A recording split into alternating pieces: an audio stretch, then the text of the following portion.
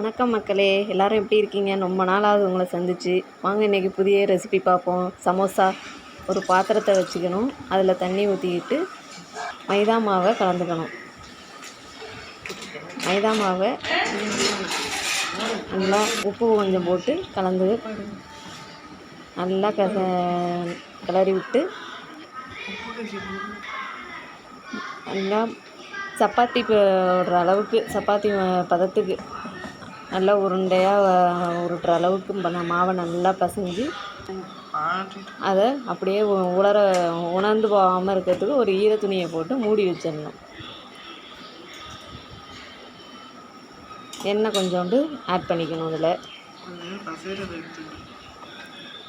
ஏன்னா அப்போ தான் உணர்ந்து போகாமல் இருக்கும்.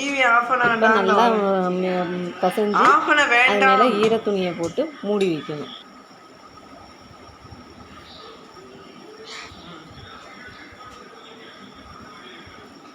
ஈர துணியை போட்டு மூடி நல்லா வச்சு ஒரு மணி நேரம் நல்லா ஊற வைக்கணும். இப்போ நம்ம மசாலாவுக்கு ரெடி பண்ணுவோம்.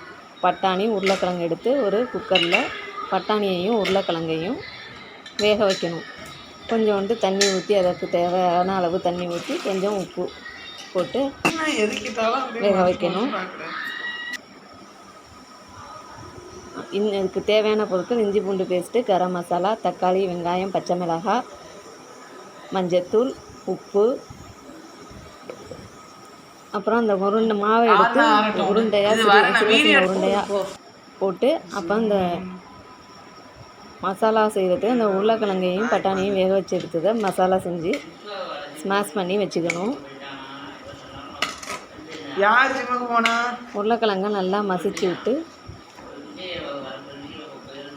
அதை தனியாக எடுத்து வச்சுக்கணும்.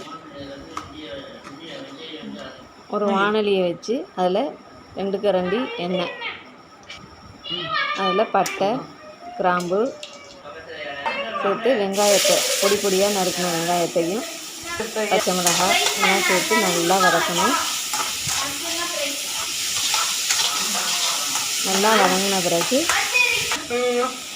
இஞ்சி பூண்டு பேஸ்ட் ஒரு ஸ்பூன் போட்டு பச்சை வாசனை போகிற வரையை நல்லா மிக்ஸ் பண்ணிவிடணும். அதுக்கு பிறகு மஞ்சத்தூள் கொஞ்சம், கரம் மசாலா, உப்பு சேர்த்து நல்லா கிளறி விடணும். அப்புறம் தக்காளியை சேர்த்து கொத்தமல்லி சேர்க்கணும். அப்புறம் பட்டாணியை வேக வச்ச பட்டாணியை எடுத்து நல்லா மிக்ஸ் பண்ணி விட்டுட்டு மசிச்சு வச்ச உருளைக்கிழங்கையும் அதோட போட்டு மிக்ஸ் பண்ணி விடணும். நீ கழுவு முதல்ல, அப்புறம் அவன் கழுவான். நல்லா மிக்ஸ் பண்ணி சமோசாவுக்கு தேவையான மசாலா ரெடி ஆகிடும். உப்பு இந்த டயத்தில் பார்த்துங்க, உங்களுக்கு தேவையான அளவு உப்பு பத்தலைன்னா சேர்த்துக்கலாம்.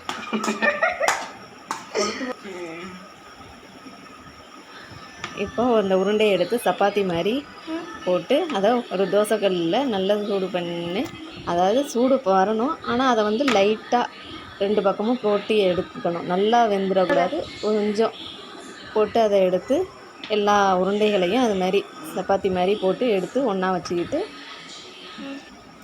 அதை போட்டு எடுத்த அந்த சப்பாத்தி மாதிரி உள்ள அந்த இதை கட் பண்ணிக்கணும்.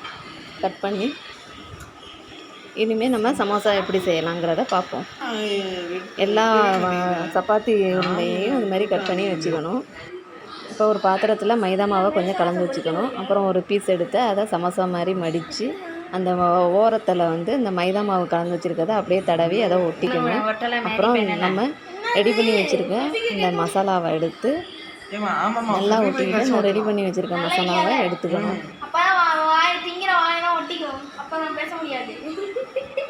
நல்லா ஒட்டுற அளவுக்கு எடுக்கணும். அந்த மசாலாவை எடுத்து அந்த கப்பு மாதிரி உள்ளதில் வச்சு திருப்பியும் அந்த காணை ஃபுல்லாக அப்படியே அந்த மைதா மாவை அப்ளை பண்ணி நல்லா அமுக்கி நல்லா ஸ்டஃப் பண்ண பிறகு அந்த ஓரத்தில் ஃபுல்லாக அப்படியே தடவணும். மைதா மாவை தடவின பிறகு நல்லா வச்சு ப்ரெஸ் பண்ணி விட்டுட்டீங்க. நல்லா ப்ரெஸ் பண்ணி வச்சு எல்லா சமோசாவும் அந்த மாதிரி ரெடி பண்ணி வச்சுக்கணும். ஸ்டஃப் பண்ணி வச்சு அது மாதிரி எல்லாத்தையுமே ஒவ்வொரு பீசஸையுமே எடுத்து சமோசா மாதிரி ஸ்டஃப் பண்ணி ரெடி பண்ணி நம்ம வச்சுக்கணும். அப்புறம் ஒரு வாணலியில் தேவையான அளவு எண்ணெயை விட்டு அது நல்லா சூடு வர அளவுக்கு எண்ணெய் நல்லா காஞ்ச பிறகு நம்ம ஸ்டஃப் பண்ணி வச்சுருக்க சமோசாவை எடுத்து எண்ணெயில் போட்டு பொரிச்சு எடுத்த பிறகு சூடான சுவையான சமோசா ரெடி. வணக்கம் மக்களே, மீண்டும் இன்னொரு ரெசிப்பியில் உங்களை சந்திக்கிறேன் மக்களே. இந்த டிஷ் பிடிச்சிருந்ததுன்னா லைக் பண்ணுங்கள், ஷேர் பண்ணுங்கள், சப்ஸ்கிரைப் பண்ணுங்கள். மறக்காமல் பெல் ஐக்கானை கிளிக் பண்ணுங்கள். அப்போ தான் ஆள்னு கொடுத்தா என்னோடய சேனல் உங்களுக்கு கரெக்டாக வரும்.